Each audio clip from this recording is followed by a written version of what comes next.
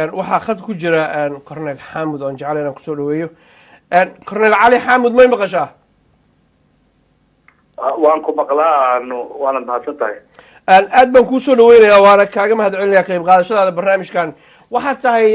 afhayeenka ciidamada Amazon oo kufsi iyo tacadiyad u geystay dumarka Soomaaliyeed oo ay ku jiraan gabdho yar yar oo 12 jir ah warkii ay soo saartay hay'adda xuquuqul insaanka maalintii Isniinta ahayd arrinta maxaad ka ogtahay adigu walaal horta waad mahadsan tahay arrintaasina sida aad u maqasheen baan u maqalnay waana soo gaadhay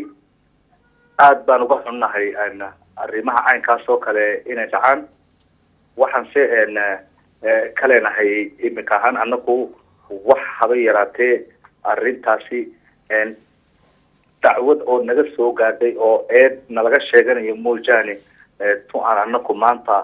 hubno oo wax kasta way dhici karaan nin kasta xorriyad uu leeyahay oo ku hadlo hay'adaasi waa hay'ad aad aan u qiimeynayno sharafteedii leh hay'adda Human Rights Watch reportka samaysay waxa si cajiiba magaca Amisom ina caynka loo fashiliyo oo loo eedeeyo maaha annaka dambi aan leenahay uun baan qabanaya haddii ay soo wareysatay oo ummadda waxay ka soo maqashay in la khubsado oo ninkii laga cabanayo la dhageysto weeyaan hadalkaygu waa cad yahay haba yaraatee arrintani wax magacannaka wax noo dhimaya maaha wax sharafteeda meel kaga dhacayo mana jeclinaysaa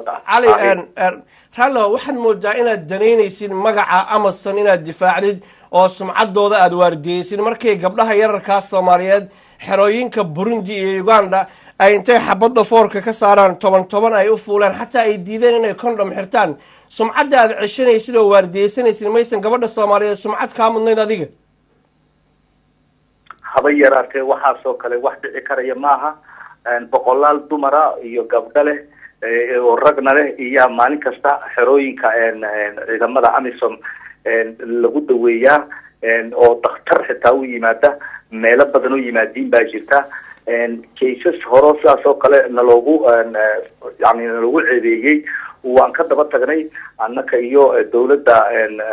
Soomaaliya wasaaradaheegu waan u fadhiisanay guddi baa loo sameeyey waa la baaray baaritaankii wax ka soo baxay waa la ogyahay waxaan jecelahay haddaba sidaas oo kale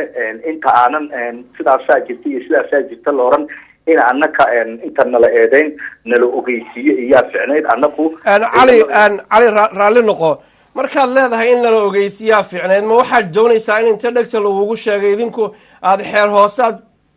ku xalisaan sida sumcadda Amazon aysan u xumaaninin mise hay'adda xuquuqul insaanka aad ku tuhmaysaa inay been sheegayso maxaa yeelay kaysaska ay report gareeyeen waa kuwa ay la hadleen dadkii dhibaatadu soo gaartay xerooyinka Burundi iyo waxayna ka dhaceen Uganda waxaan jeclahay inaan ku akhriyo mid iyo laba ka mid ah dumarka ay kufsadeen ee faraxumeynta u geeyeen waxay ka soo qoreen haweeney Soomaaliyeed oo magaceeda ayaana lagu soo koobay ayaa ka mid ahayd dadkii xerada tagay subaxyada ka mid ah ayada oo doonaysa daawo u raadinaysa ilmo yar ay dhashay waxaadna qiyaasi kartaa maadaama barakacayaasha ay ka mid tahay inaysan qadaynin quraacan baad qiyaasi kartaa laakiin xanuunka ilmaheeda haya ayaa xerada geeyey markii xerada ay tagtayna dhafoorka ayay ciidamada Burundi waxay ka saareen xabad dabadeedna ayagoo guruuba ayay fuuleen banaanka ayayna markaa u soo direen banaanka markay u soo baxday ayay banaanka intay soo bixin dhinaceeda waxa kale oo lagu kufsaday 3 kale oo dumara oo isku meel lagu kufsaday 3daasna waxa loo geystay jirdil markay diideen in la fuulo oo hilibkooda ceeriinka lagu boobo ay diideen jirdil bay u geysteen ciidamada Burundi halkaas 3 dumarka mid ka mid ah ayaa dhaawacii jirdilka iyo kufsiga ay u geysteen awgeed istaagi kari weyday dabadeedna gabdhihii kale ayaa soo qaaday xerada banaankeeda markay yimaadeenna ciidamadii kufsaday waxay sameeyeen arrintan foosho xun ee wuxuushnimada ay soo socota arrintaas waa inay siiyeen xoogaa yar oo boorasha oo ku jira bac yara iyo in yaroo cookie waxay yidhahdaan ama biscuit ah iyo $5 waxaana lagu yiri cidna ha u sheegin in arrinta dhacday arrintaas inaysan dhicin ma adigu sheegaysaa waxaasoo dhan waxba kama jiraan. see ku ogaatay inay waxba ka jirin? waxba kama jiraan. see ku ogaatay? halo ma adaa xerada joogay? see ku ogaatay cali? halo waa ku maqlaa. xerada miyaad joogtay? see ku ogaatay inaysan jirinin? waxa weeyaan anu mar kastaba waan hadlayaa, laakiin meel kasta wax ka dhacaan ma joogo. waxaan see ognahay meel kasta oo subax kasta situationka jira reportyaal na soo gaara waa jiraan. nin kastana oo meeshaa joogay wuxuu og yahay xeerka adag ee sugaya qaban doona haddii waxyaalaha tacadiga caynkaasa uu sameeyo uu bani aadanka meel kaga dhaco. Soomaalidu waxay leeyihiin xeer gaara, dhaqan gaara oon dadka usoo sheegno, ka dhaadhicino. dumar iyo xoolaba Soomaalidu inay aada u qiimeeyaan. khaasatan cali waxaan ku weydiiyey dumarka iyo xoolaha waa usoo noqonaynaaye, adigu sidee ku ogaatay ciidamada Uganda iyo Burundi inaysan kufsanin oo arrinta human rights-ku ay sheegayaan ay been tahay? seed ku xaqiijin kartaa arrinta adigu? anigu waxaan ku xaqiijinayaa waxaan sameynaa commission baan sameynaa. waxaan sameynaa ergo fadhiisata oo meesha wax laga soo sheego, maadaama haddii ay wax jiraan amisom madaxdeeda African Unionka yaa la soo gaarsiin lahaa. isla markaaba waxaa jira sharci la qabanayo ninkii tacadi caynkaasa geysta. sharcigii qabanayo uu yaala. su-aashaan ku weydiiyey waxay ahayd, adigu sideed ku ogaatay maadaama aad noo sheegtay barnaamijkan intaanu ku guda jirnay xero walba inaadan joogin oo waxa ka dhacaya aadan ogaan karinin? seed ku ogaatay inay human rights-ku been sheegayaan oo gabdhahan masaakiinta saqiiradu ay ku jiraan iyo hooyooyinka tobanka loo fuulaya ay been sheegayaan, ciidamada Amisom ay run sheegayaan? ciidamada Amisom ma qaldami karaan ma oranayo. waxaase imika la sheegayo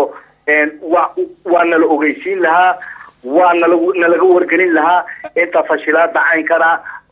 la samayn.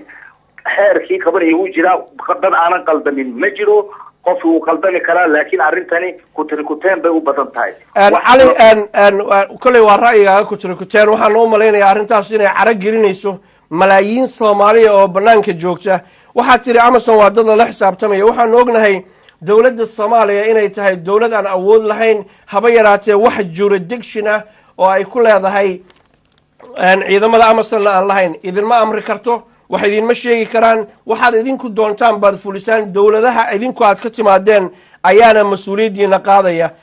dowladda Soomaaliya waa midaan awood lahayn, aanna ka hadli karinin falalka foosha xun oo kufsiga iyo tacadiyadda iyo jirdilka ay samaynayaan. taasina waxay idiin ogolaanaysaa inaad qarisaan ciddii markaa dhibaato keento dhegta in wax laydinkugu sheegaa doonaysaan. haddii aan arrintan ku akhriyo si deg dega,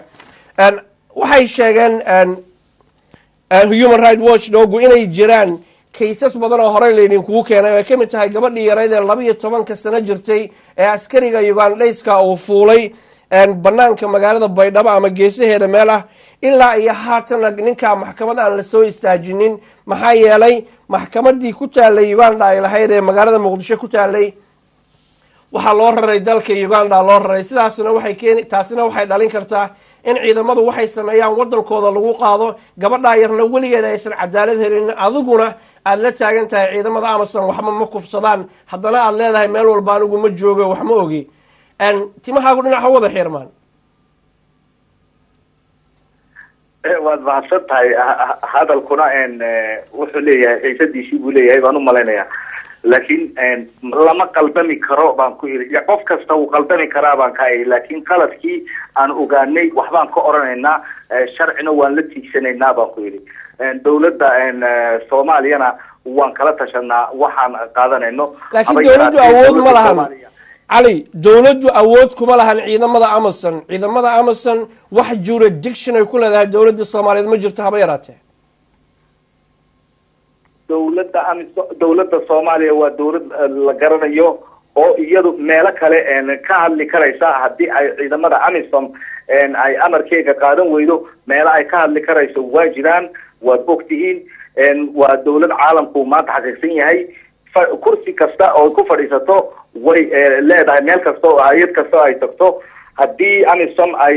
sida ay Amisom u timid amba ay wax ka qabto, waxay ka sheegan karto meelaha ay ku sheegan karta iyo sharcigii ay ku sheeganaysay wuu jiraa. taa la iskuma hayo. iminka waxa weeyaan wixii hadday wax dhaceen ujeedada aan murtida meesha inaan ka gaarsiiyo dadka aan doonayo iyo xiisada Soomaalida maanta maskaxdooda la gashay inaan ka dajiyo aan doonayo Ali maysan gafku hayna tiraahdo xiisad weeye markii walaasha la kufsaday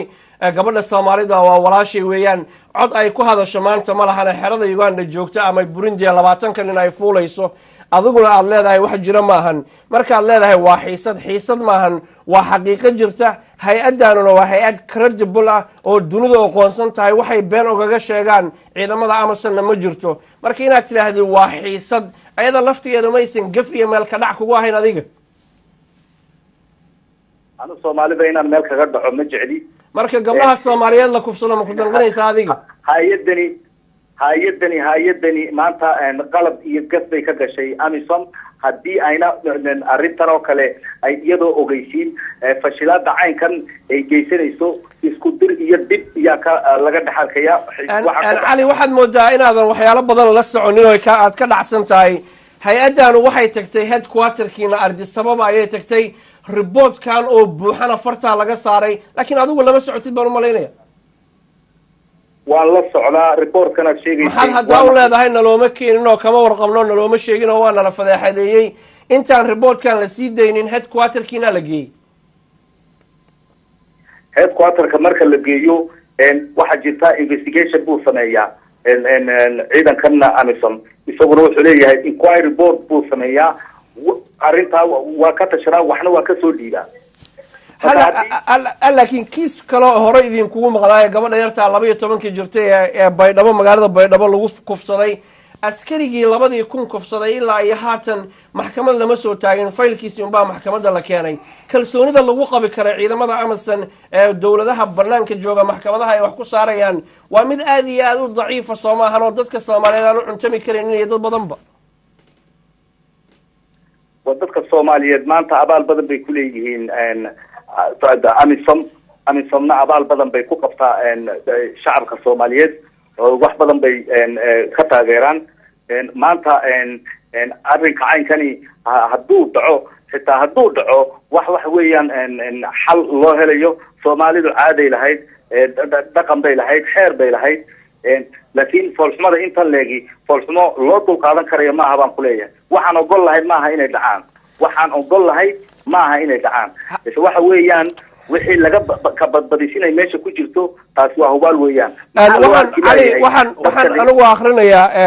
reportkii ay soo qoreen baan hayaa asagoo videona mar dhowaan soo deynaya asagii qoran oo waxbana lagu darin baan hayaa marka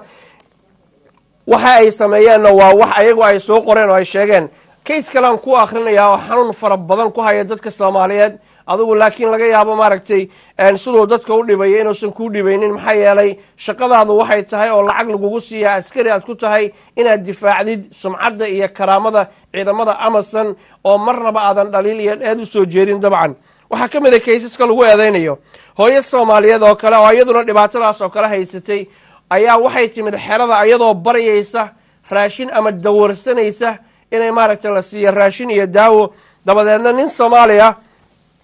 oo turjumaya ayaa wuxuu ku yiri waxa timaadaa xerada qaybta dambe ima oo daawada laga bixiyo markuu halka ay timid gabadhii hooyada ahayd oo dhibaataysneed oo cuntada bariyaysa ama dawarsanaysa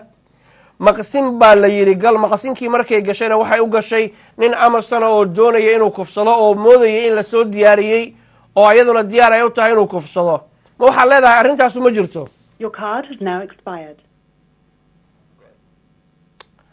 hagaag kaas waxa uu ahaa Ali Xaamud afhayeenka ciidamada Amazon waxaan jecelnahay khadka taleefanka inuu dib ugu soo noqdo kaas u maleyn ma inaan kala dhamaanayno Cabdiraxmaan maxaa kaaga baxay